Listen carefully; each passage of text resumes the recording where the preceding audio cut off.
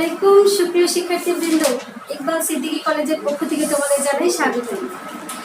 আমি আবারও এসে হাজির হয়েছি একাদশ দ্বাদশ শ্রেণীর জীববিজ্ঞান ক্লাস নিয়ে।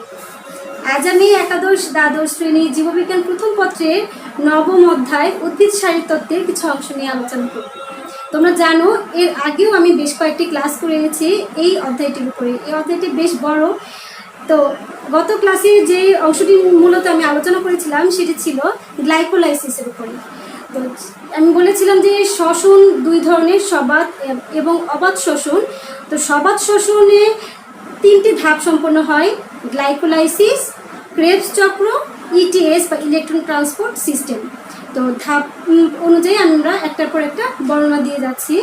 আর অবাত শ্বসনে ছিল দুইটি ধাপ, গ্লাইকোলাইসিস এবং পাইরুভিক অ্যাসিডের অসম্পূর্ণ জারণ। তো নাম শুনেই বুঝতে পারছো যে সবাত এবং অবাত দুইটি শ্বসনের মধ্যে গ্লাইকোলাইসিস সম্পন্ন হয়, যে ধাপটি আমরা পড়েছি।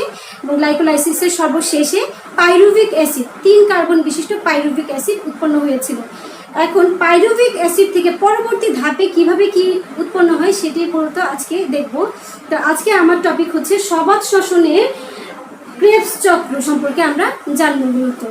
তো এখানে আমি ক্রেবস চক্রটি এঁকে রেখেছি এবং এই চিত্র অনুযায়ী, এটি বইয়ের মধ্যে আছে এবং এই চিত্র অনুযায়ী মূলত আমরা বর্ণনা দেব। এখানে মূলত 9টি বিক্রিয়া আছে। 9টি বিক্রিয়ার প্রত্যেকটিকে আমরা বর্ণনা আকারে দেখব কিভাবে আসলে বিক্রিয়াগুলো সম্পন্ন হয়। সেক্ষেত্রে আমি একটু লেখার সুবিধার্থে 8 এবং 9 নম্বর বিক্রিয়াটি আপাতত মুছে দিচ্ছি, এরপরে তোমাদেরকে বোঝাবো।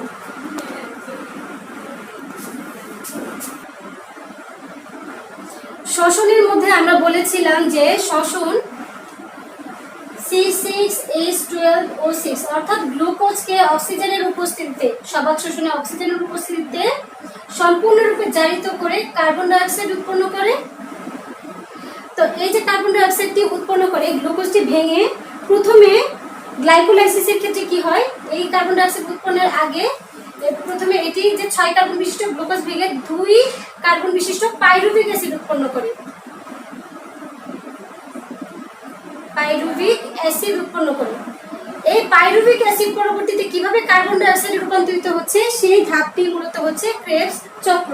এই চক্র আকারে এই বিক্রিয়াটি সম্পন্ন হয়। হ্যান্স ক্রেবস নামক একজন বিজ্ঞানী এই চক্রটি আবিষ্কার করেছেন বলে তার নাম অনুযায়ী এই চক্রটির নাম মূলত ক্রেবস চক্র। তো তাহলে প্রথমেই যে বিক্রিয়াটি আছে দেখতে পাচ্ছ, পাইরুভিক অ্যাসিড হতে অ্যাসিটাইল CoA সৃষ্টি হয়। এখানে বলে রাখা প্রয়োজন যে ক্রেবস চক্র মূলত সম্পন্ন হয় মাইটোকন্ড্রিয়াতে। শ্বসনের যে প্রথম ধাপ গ্লাইকোলাইসিস, এটি প্রথমে সাইটোপ্লাজমে সম্পন্ন হয়। সাইটোপ্লাজমে পাইরুভিক অ্যাসিড উৎপন্ন হওয়ার পরে সেটি মূলত মাইটোকন্ড্রিয়ার ভিতরে প্রবেশ করে। সরাসরি ছিদ্রপথে মাইটোকন্ড্রিয়ার যে প্রথম মেমব্রেন আছে সেই মেমব্রেনে প্রবেশ করে।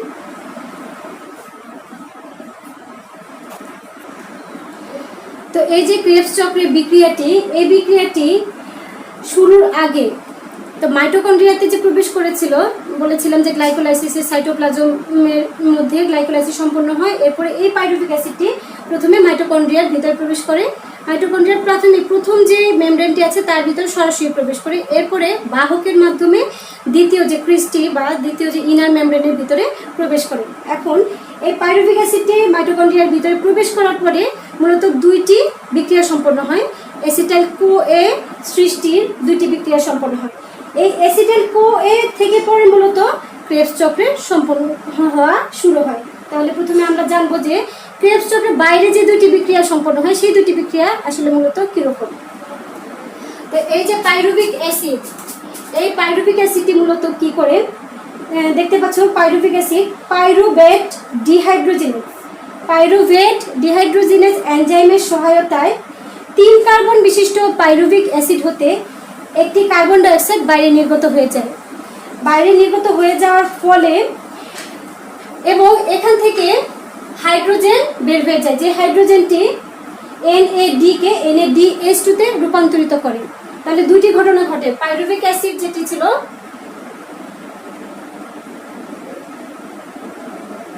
পাইরুভিক অ্যাসিড এটি ছিল 3 কার্বন বিশিষ্ট। এই যে 3 কার্বন বিশিষ্ট, এখান থেকে একটি কার্বন ডাইঅক্সাইড বের হয়ে গেছে এবং হাইড্রোজেন বের হয়ে যায়। এই হাইড্রোজেনটি গ্রহণ করে NAD, তো NADH2 তে রূপান্তরিত হয়ে যায়। এর ফলে এখানে মূলত অ্যাসিটিক অ্যাসিড উৎপন্ন হয়। এই অ্যাসিটিক অ্যাসিড আবার কোএনজাইমের সাথে যুক্ত হয়, সালফারযুক্ত কোএনজাইমের সাথে যুক্ত হয়ে অ্যাসিটাইল কোএ সৃষ্টি করে। এই যে দুটি বিক্রিয়া, পাইরুভিক অ্যাসিড হতে কার্বন ডাই অক্সাইড বের হয়ে গিয়ে 2 কার্বন বিশিষ্ট অ্যাসিটিক অ্যাসিড উৎপন্ন হবে। এই অ্যাসিটিক অ্যাসিড থেকে আবার কোএনজাইমের সাথে বিক্রিয়া করে অ্যাসিটাইল কোএ সৃষ্টি করবে। এই অ্যাসিটাইল কোএ মূলত পাতায় বা এই যে মাইটোকন্ড্রিয়াটি আছে, মাইটোকন্ড্রিয়ার ভেতরে যে অক্সালো অ্যাসিটিক অ্যাসিডটি আছে, এই অক্সালো অ্যাসিটিক অ্যাসিডটি হচ্ছে 4 কার্বন বিশিষ্ট।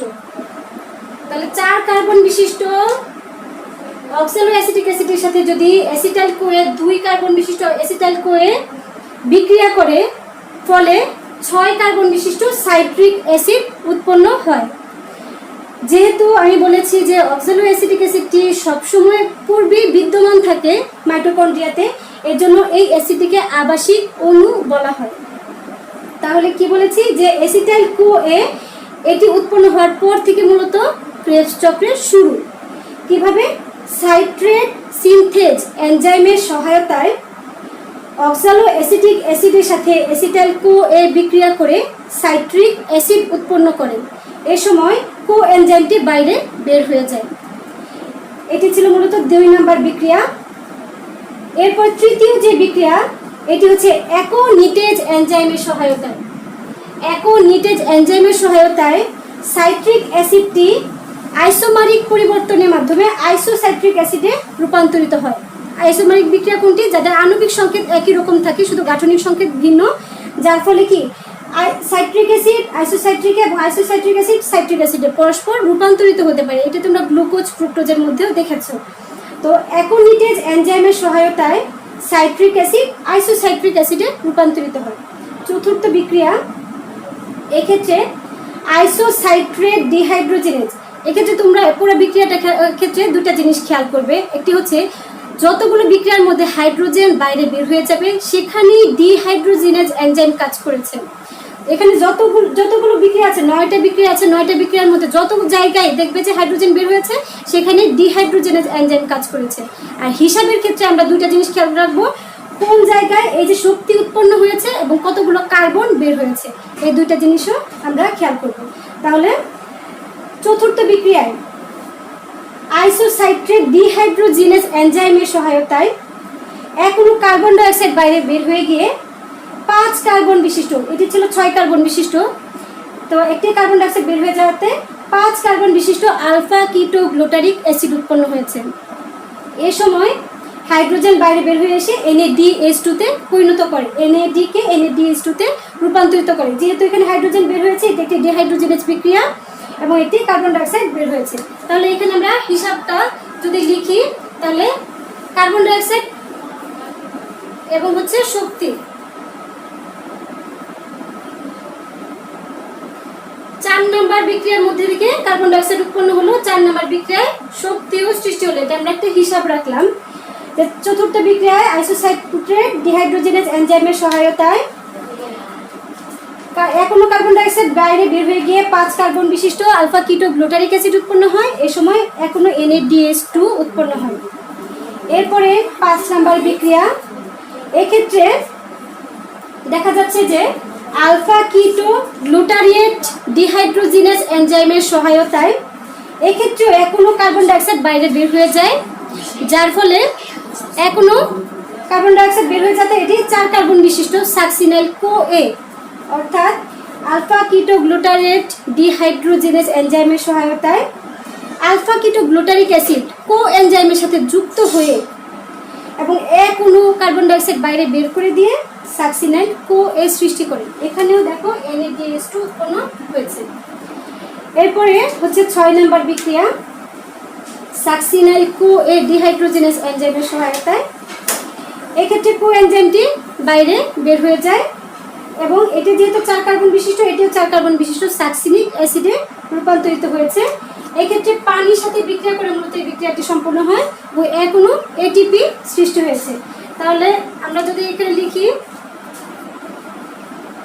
5 নম্বর বিক্রিয়া থেকেও কার্বন ডাইঅক্সাইড বের হয়ে গিয়েছে এবং 5 নম্বর বিক্রিয়াতেও শক্তি সৃষ্টি হয়েছে, 6 নম্বর বিক্রিয়াতেও শক্তি এটিপি সৃষ্টি হয়েছে, কিন্তু কার্বন ডাইঅক্সাইড বাইরে বের হয়নি। 7 নম্বর বিক্রিয়াটি হচ্ছে, এখন 7 নম্বর বিক্রিয়াটি আমি মূলত এখানে লিখব। তো আমরা 6 নম্বর বিক্রিয়া পর্যন্ত দেখেছিলাম, এখন দেখব হচ্ছে 7 নম্বর বিক্রিয়া। 6 নম্বর বিক্রিয়ায় সাকসিনিক যে অ্যাসিডটি উৎপন্ন হয়েছিল এটি সাকসিনেট ডিহাইড্রোজিনেজ এনজাইমের সহায়তায় হাইড্রোজেন ত্যাগ করে, যেহেতু ডিহাইড্রোজিনেজ এনজাইম হাইড্রোজেন ত্যাগ করেছে তাই ডিহাইড্রোজিনেজ এনজাইমের সহায়তায় ফিউমারিক অ্যাসিডে রূপান্তরিত হয়। এই সময় FADH2 তে পরিণত হয়। তাহলে 7 নম্বর বিক্রিয়াতেও দেখতে পাচ্ছি যে শক্তি উৎপন্ন হচ্ছে। তো সাকসিনিক অ্যাসিড, তো আমি এর আগের দিন গ্লাইকোলাইসিস পড়াতে গিয়ে বলেছিলাম যে আমরা মূলত এনজাইমের নামটি আগে বলবো, তারপরে বিক্রিয়ক, এরপর হচ্ছে উৎপাদের নাম। তো সাকসিনেট ডিহাইড্রোজিনেজ এনজাইমের সহায়তায় সাকসিনিক অ্যাসিডটি হাইড্রোজেন ত্যাগ করে ফিউমারিক অ্যাসিডে রূপান্তরিত হয়। এরপর 8ম বিক্রিয়া, এই সময় ফিউমারেজ এনজাইমের সহায়তায় ফিউমারিক অ্যাসিড পানির সাথে বিক্রিয়া করে ম্যালিক অ্যাসিডে রূপান্তরিত হয়। এক্ষেত্রে তোমাদের পূর্বের দিক থেকে আমি যদি আবার একটু বলে দিই যে সাইট্রিক অ্যাসিড ছিল 6 কার্বন বিশিষ্ট, যা কিনা একটি কার্বন হারিয়ে 5 কার্বন বিশিষ্ট আলফা কিটো গ্লুটারিক অ্যাসিড উৎপন্ন করেছে। সেখান থেকে আরও একটি কার্বন ডাইঅক্সাইড ছেড়ে দিয়ে সাকসিনাইল কোয়ে 4 কার্বন বিশিষ্ট উৎপন্ন করেছিল। এরপরে কিন্তু আর কোনো কার্বন ডাইঅক্সাইড সে ত্যাগ করেনি বা করবে না, বাকিগুলো সবগুলো কিন্তু 4 কার্বন বিশিষ্টই থাকবে। তো এই যে ম্যালিক অ্যাসিডটি উৎপন্ন হয়েছে 4 কার্বন বিশিষ্ট। এরপর এই ম্যালিক অ্যাসিড ম্যালেট ডিহাইড্রোজিনেজ এনজাইমের সহায়তায় হাইড্রোজেন ত্যাগ করে 4 কার্বন বিশিষ্ট অক্সালো অ্যাসিটিক অ্যাসিডে রূপান্তরিত হবে। সেই যে আমরা দ্বিতীয় বিক্রিয়াতে প্রথমে দেখেছিলাম যে অক্সালো অ্যাসিটিক অ্যাসিড, তাহলে একটি চক্র সম্পন্ন হলো। এ সময় হাইড্রোজেনটি NAD গ্রহণ করে NADH2 তে রূপান্তরিত হবে, অর্থাৎ ম্যালেট ডিহাইড্রোজিনেজ এনজাইমের সহায়তায় ম্যালিক অ্যাসিড অক্সালো অ্যাসিটিক অ্যাসিডে রূপান্তরিত হয়। এ সময় NAD থেকে NADH2 উৎপন্ন হয়।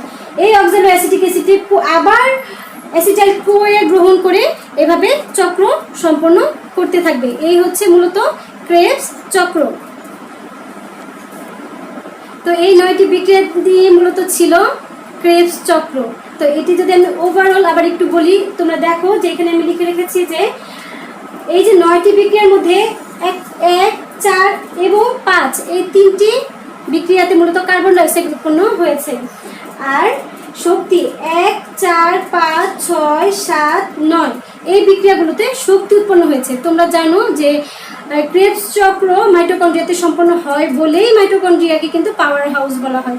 কারণ এখনও যে একটি শ্বসনের মধ্যে যে এখনও গ্লুকোজ ভেঙে যে শক্তি উৎপন্ন হয় সর্বোচ্চ পরিমাণ 36 ATP উৎপন্ন হতে পারে। এর মধ্যে 30 ATP কিন্তু ক্রেবস চক্রে উৎপন্ন হয়ে থাকে। তার জন্য এই ক্রেবস চক্রটি মাইটোকন্ড্রিয়াতে সম্পন্ন হয় বলেই মাইটোকন্ড্রিয়াকে কোষের পাওয়ার হাউস বলা হয়। তাহলে এই যে প্রচুর পরিমাণে শক্তি নির্গত হলো, যা কিনা আমাদের শ্বসনের মূল কথা ছিল যে শক্তি সৃষ্টি হবে, তা আমরা দেখেছি। তো ওভারঅল যদি আমি আবার একটু বলি, পাইরুভিক অ্যাসিড হতে বিভিন্ন বিক্রিয়ার মাধ্যমে গিয়ে অক্সালো অ্যাসিটিক অ্যাসিড অর্থাৎ পাইরুভিক অ্যাসিডটি অ্যাসিটাইল কোয়ে সৃষ্টির মাধ্যমে এই অ্যাসিটাইল কোয়ে এবং অক্সালো অ্যাসিটিক অ্যাসিড যখন বিক্রিয়া শুরু করলো তখনই মূলত ক্রেবস চক্রটি শুরু হলো। এভাবে পরবর্তীতে বিক্রিয়াগুলো শক্তি সৃষ্টি এবং কার্বন ডাইঅক্সাইড ত্যাগের মাধ্যমে বিভিন্ন এনজাইমের সহায়তায় বিক্রিয়াগুলো সম্পন্ন করে ক্রেবস চক্র সম্পন্ন করে। আর পরবর্তী ক্লাসে আমরা মূলত এই যে ক্রেবস চক্রে কতগুলো শক্তি সৃষ্টি হলো, কত ATP সৃষ্টি হলো, কীভাবে সৃষ্টি হলো তার একটি হিসেব আমরা দেখব। তো আজ এ পর্যন্ত, সবাই ভালো থেকো, ধন্যবাদ।